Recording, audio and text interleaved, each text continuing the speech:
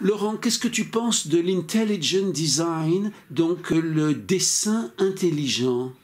Alors c'est un problème qui va nous ramener à la conception actuelle qu'on peut avoir du problème de Dieu, et donc à des problèmes de théologie contemporaine, si on peut dire.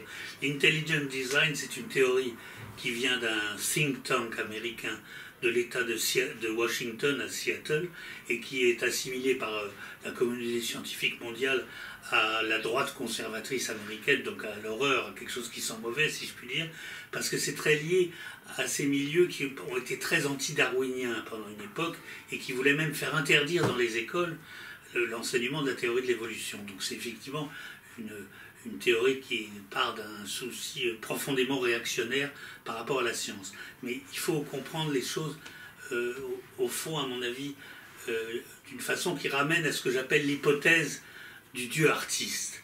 J'ai expliqué à un autre moment dans nos conversations, quand on parlait de Dieu, Alain, qu'il fallait rompre avec l'image voltairienne du Dieu architecte ou du Dieu horloger, qui était celle de l'époque de Newton et donc de l'approche géométrique ou euclidienne des problèmes théologiques, à savoir qu'on pensait à cette époque à un Dieu qui aurait un plan prédéfini pour la création du monde et qui serait donc comme un ingénieur ou donc un technicien, enfin un artisan, qui sait très bien précisément quelle machine il veut construire et qui a fait les plans de cette machine et donc aurait en tête le résultat final de ce que va être son opération.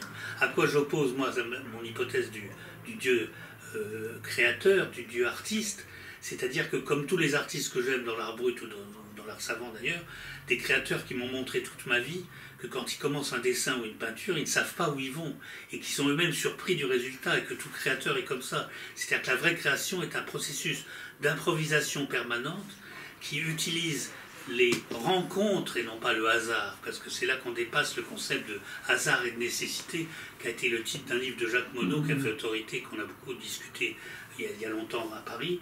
Et en effet, ma conception de l'hypothèse du Dieu artiste, c'est que la création de la nature, et je reviens toujours à Spinoza que tu m'as fait découvrir, que Dieu et la nature c'est a priori la même chose, c'est-à-dire que la nature est divine et qu'il y a un principe créateur à l'intérieur de ce qui anime le monde, et que donc c'est une création improvisée, ininterrompue, qui tire parti des circonstances qui, au cours de ce chemin créatif, qui était ininterrompu, qui de chaque instant est illimité, se présente sur son chemin. Autrement dit, il n'y a pas de hasard, ce sont des rencontres. Et alors c'est là que André Breton, que entre autres mon ami Jean-Luc, dans notre site Mycélium, nous vénérons pour cette raison, on parle des hasards objectifs, dont j'ai découvert d'ailleurs que c'était une notion qui venait de Engels. On l'attribue à André Breton, mais ça vient curieusement du marxisme. Et Jung, tu sais, appelle ça, lui, la synchronicité. Ça plaît beaucoup aux Jungiens. Et c'est cette idée qu'il y a des espèces de coïncidences inexplicables qui se présentent tout le temps. Et je dois dire que dans mon cas, depuis un an que je suis malade, ça se présente tous les jours. Si je faisais la liste des synchronicités qui sont présentées à moi, elles sont quasiment miraculeuses. Or, je ne veux pas employer le mot de miracle pour la raison que je me constate comme un bon rationaliste, de les constater, d'en faire la liste pour ne pas les oublier, mais de me refuser d'en faire la moindre interprétation. Je constate juste qu'il y a des séries de coïncidences étonnantes qui se produisent à certains moments. Alors donc, pour revenir à l'intelligent design, cette idée qui horrifie la communauté scientifique, parce qu'elle est en effet un peu nauséabonde et louche dans son souci d'éliminer la science et Darwin, cet intelligent design, sa vraie erreur, c'est pas d'être créationniste ou finaliste, comme croient les scientifiques actuels, c'est de se référer à cette idée d'un Dieu ingénieur qui sait d'avance le plan de la machine qu'il est en train de construire. Or, c'est pas comme ça que je crois que se fait la nature, et d'ailleurs je crois que les biologistes s'en aperçoivent, qu'il y a une notion de permanente improvisation en fonction de ce qui se présente, exactement comme les bricoleurs de l'art brut. Ils trouvent un bois flotté, ils trouvent une capsule écrasée, et d'un seul coup ils l'intègrent dans leur sculpture et dans leur assemblage. Et donc il y a ce côté-là, il n'y a pas de plan préconçu, c'est que la chose se crée à mesure, et donc on a la surprise du résultat, et c'est quand même très différent. Donc il n'y a pas de dessin intelligent au sens d'un plan qui serait préétabli et prévisible. Il y a en revanche, en effet, ça n'est pas le hasard, ce sont des rencontres, c'est un processus créatif. Et donc il faut changer sa conception de Dieu et sa conception de la nature. Et donc rompre avec cette idée du Dieu horloger ou du Dieu architecte. C'est un Dieu improvisateur génial, si je puis dire, le Dieu de Spinoza, qui effectivement ne sait pas où il va, mais et a cette capacité d'invention permanente. Alors, où est-ce qu'on la voit? merveilleusement. J'en ai parlé récemment avec ma vieille mère, qui me dit, n'oublie pas de parler des fleurs, des insectes et des poissons. Elle a raison, quand on voit la variété dans la nature, des couleurs, des formes, etc., des insectes, des oiseaux, des plantes, des poissons, quand on va à la galerie de l'évolution du Muséum d'histoire naturelle, et qu'on voit tous ces squelettes rassemblés, et qu'on voit qu'on a l'impression qu'il y a une espèce de petit génie inventif qui a joué avec le thème de la colonne vertébrale pour aller du serpent jusqu'à la baleine, parce qu'on voit que c'est toutes les variations sur la colonne vertébrale, par exemple, qui tantôt fait une girafe et tantôt fait un sélacanthe. On se dit vraiment qu'il y a comme une espèce de jeu de construction absolument extraordinaire.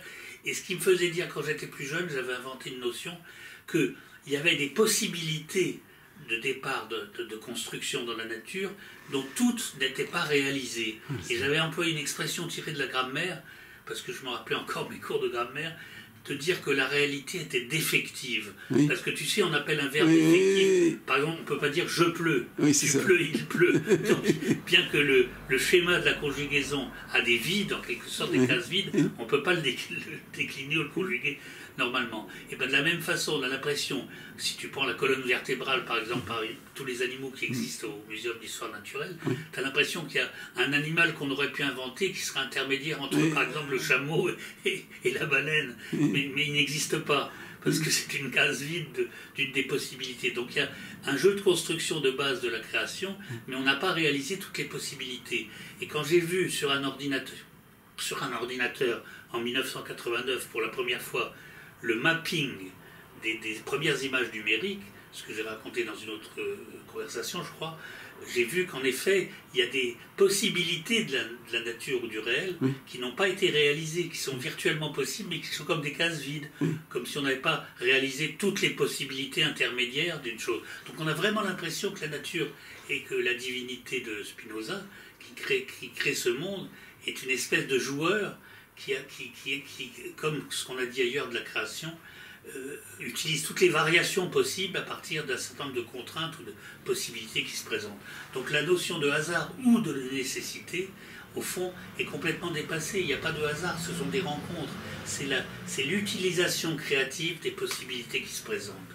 Donc ça dépasse cette aporie philosophique de dire que c'est soit le hasard, soit la nécessité. Et donc il n'y a pas de finalisme, il n'y a pas de finalité, puisque si, il y a une finalité, c'est le désir de cette puissance créative, peu importe comment on l'appelle, qui est à l'œuvre en permanence en nous et dans la nature, c'est le désir d'arriver à créer quelque chose. C'est-à-dire le désir, je crois que Spinoza appelait ça le conatus, la persévérance de l'être dans son être. Donc il y a ce désir, exactement comme chez le créateur, je l'ai dit ailleurs, que c'est la nécessité de s'exprimer, ou le besoin de s'exprimer, qui guide l'acte du dessinateur ou de l'écrivain. Donc il y aurait ça, dans ce Dieu artiste, il y aurait ce désir de création du monde qui s'exprime en utilisant tous les moyens à sa portée.